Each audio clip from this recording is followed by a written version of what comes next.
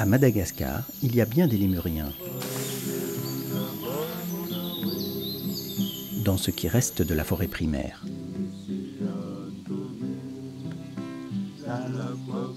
Lors de l'arrivée des hommes sur l'île il y a 4000 ans, la forêt primaire recouvrait la totalité du territoire. Aujourd'hui, la situation a bien changé.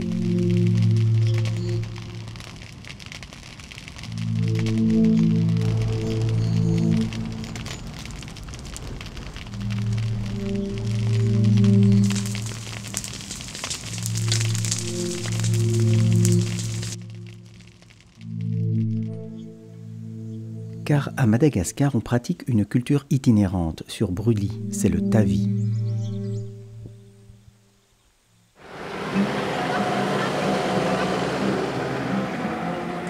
Les arbres sont débités et vendus tels quels au bord de la route, ou transformés en charbon de bois pour la cuisine.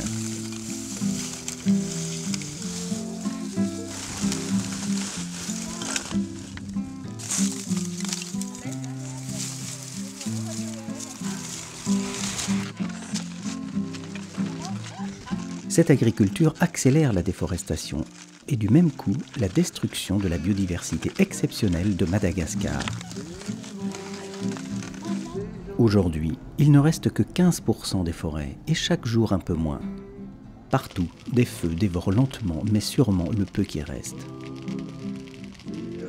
À l'opposé, l'agriculture sédentarisée permet une meilleure gestion des espaces. En voici un exemple, c'est la ferme de M. Albert. Cette ferme va bien, enfin presque.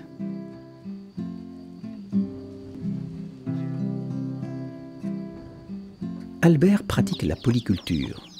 Cela lui permet de faire vivre sa famille, c'est-à-dire 15 personnes sur 3 générations.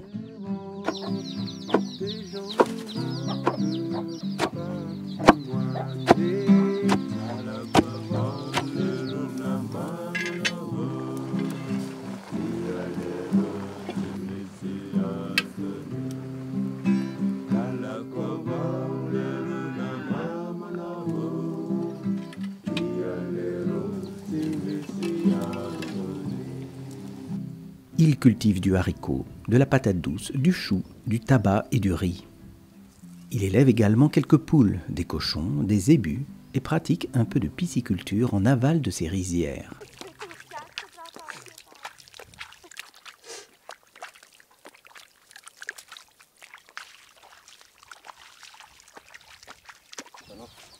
Pour sa consommation personnelle et également pour gagner de l'argent, il cultive du café arabica, celui qui se vend le plus cher. Le café est la seconde marchandise échangée dans le monde après le pétrole. À Madagascar, dans les années 1960 à 1980, le café constituait l'une des principales ressources du pays. Dans le monde, 125 millions de personnes vivent de la caféiculture. 80% des producteurs de café dans le monde sont des petits producteurs comme M. Albert.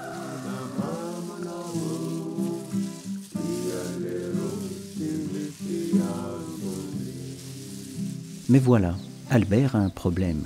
Ses caféiers, loin d'être en production maximale, sont en plein dépérissement et il n'a pas de solution à cela. Il attend aujourd'hui la visite de 2 chercheurs spécialistes du café, Jean-Jacques Rakotomala et Serge Hamon. Ah, bonjour Albert. Bonjour Albert. Bonjour. Bonjour Albert. Bonjour.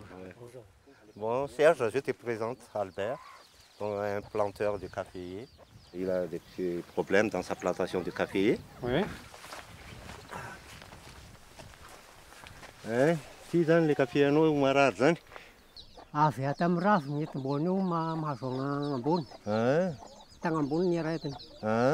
Oui Serge, il explique donc que ce café a un problème. Et ça a commencé à partir des feuilles du sommet. Et puis ça descend, ça descend, ça descend. Et pour les cerises, il y a encore des cerises qui sont là. Et ça va devenir mûr. Ça va arriver à maturité. Mais que la production de l'année prochaine, c'est perdu, quoi. Il n'y aura presque rien pour l'année prochaine. Ouais, donc, à mon avis, c'est un phénomène de dieback typique. Le dieback résulte d'un stress physiologique d'une variété mal adaptée à son environnement. Si dans les cafés anoti, il faut faire tourner mon oeil. Valton. Valton? Oui. Rota ou t'aimes tes zones, c'est l'anglais fond. Oui. Oui. Serge, il a dit que son caféier, là, il a 8 ans maintenant. Ça a été planté, donc il a 8 ans. Et que ça fait 2 ans que ça donne rien. Donc au final, il faut 4 ans pour avoir la première production. Ça a donné pendant 2 ans, ça fait 2 ans qu'il est mort. Ça fait pas beaucoup pour un arbre qui pourrait théoriquement, s'il n'était pas malade, produire pendant 20-30 ans. Il semble que cette situation soit une conséquence directe du changement climatique et la situation empire de récolte en récolte. Ah, tu vois, Serge, regarde-moi, qu'est-ce que tu penses? Tout sec. Ouais, l'arbre est foutu. Donc là, vraiment, il y a urgence de trouver des solutions pour résoudre ce problème. Monsieur Albert, les cafés à Noïmouk, ça,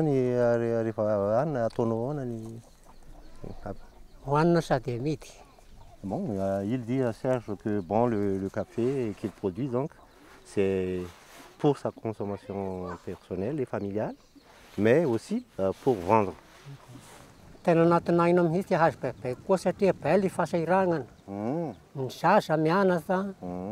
Ni kusa-kusan-rango, yun Kaya mga tanga pe kuno sa inang balenas.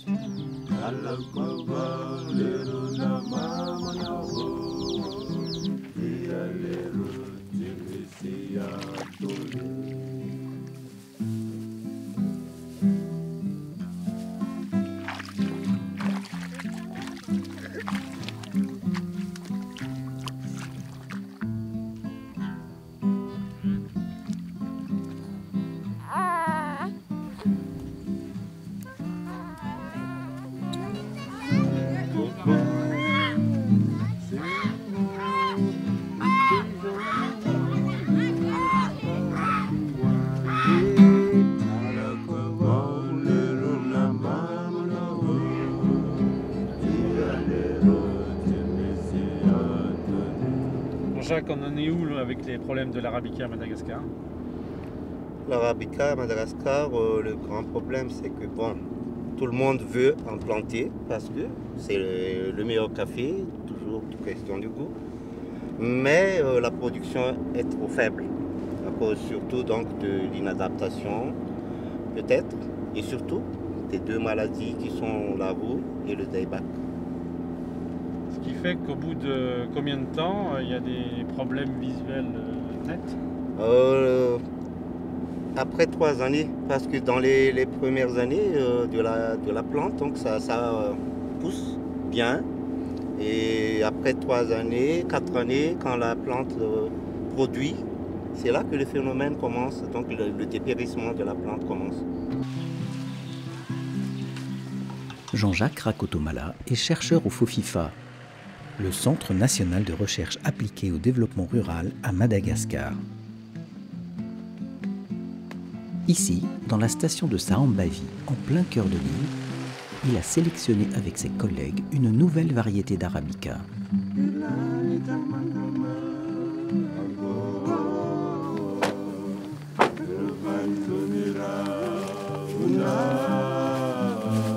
La solution au problème de centaines de petits producteurs malgaches en difficulté pourrait bien se trouver dans cette petite parcelle expérimentale. J'ai obtenu ce nouvel hybride en croisant les 2 parents présumés de Arabica et l'hybride ainsi obtenu a été une fois encore recroisé avec un Arabica authentique. Dans cette parcelle, tous les caféiers sont de la même famille que celui-là. Et il y a des beaux, il y a des petits, il y a des grands. Tiens, Désiré, est-ce que tu peux nous montrer le plus beau dans la parcelle?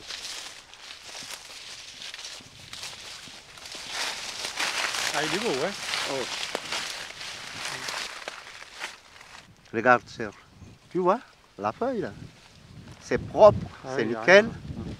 Il n'y a pas du tout hein. d'attaque de maladies ni d'insectes. Et puis regarde les fruits. Ouais, c'est gros, hein. Et puis la maturation est quand même un peu groupée. Là c'est clair, hein, toute la branche est mûre en même temps. Les entrenœuds sont très courts. Et puis il apparaît aussi déjà des rameaux tertiaires avec des fleurs qui vont donner des fruits. Alors, le fait qu'un arbre comme celui-ci se comporte bien peut être lié au simple fait qu'il soit planté à cet endroit dans cette parcelle. Pour vérifier que ce n'est pas le cas, on va le multiplier en une vingtaine d'exemplaires, on va le mettre dans une autre parcelle en pré-test, et s'il confirme ses bonnes valeurs, à ce moment-là, on passera à la phase suivante de pré-multiplication industrielle.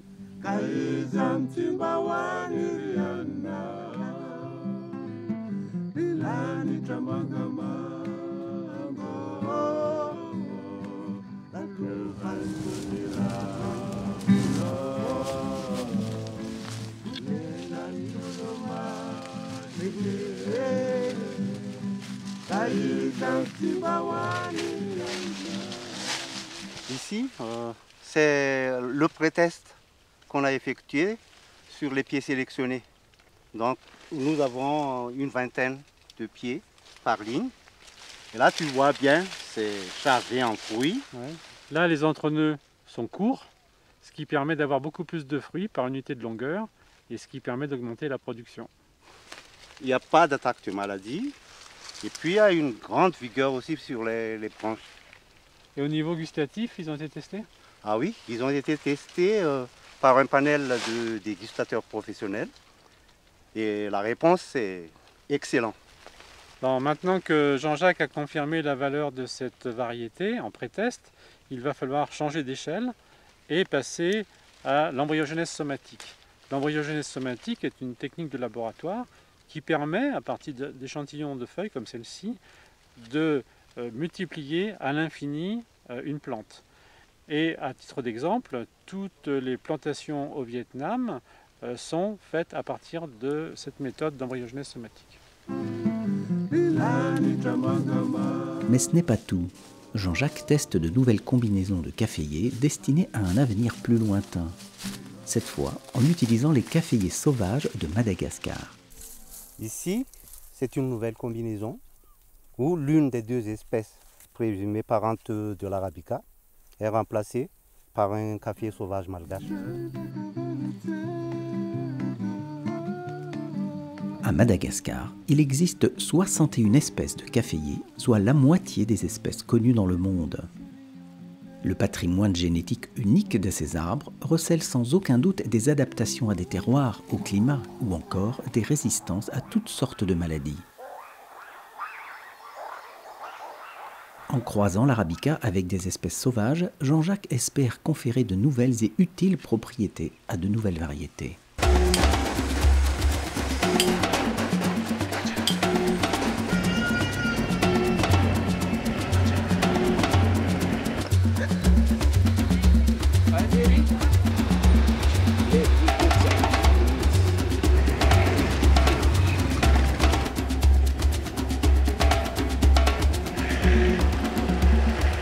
Une autre partie des recherches de Jean-Jacques se déroule ici, dans son laboratoire, au cœur de la capitale Antananarive.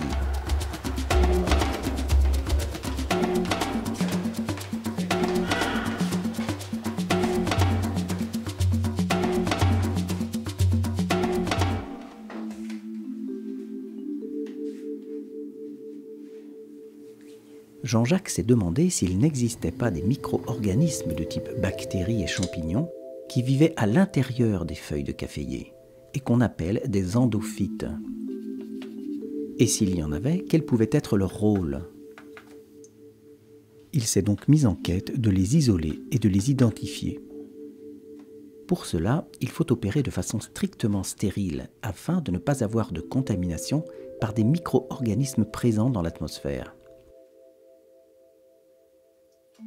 Le découpage des feuilles permet de libérer les endophytes s'il y en a.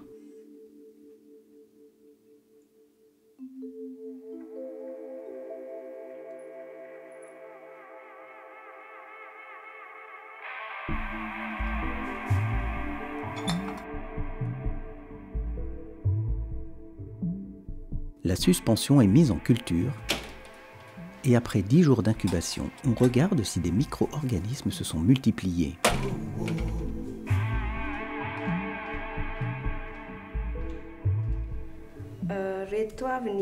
Colonie tatao amin'ny 213 anaky roapolo no isany.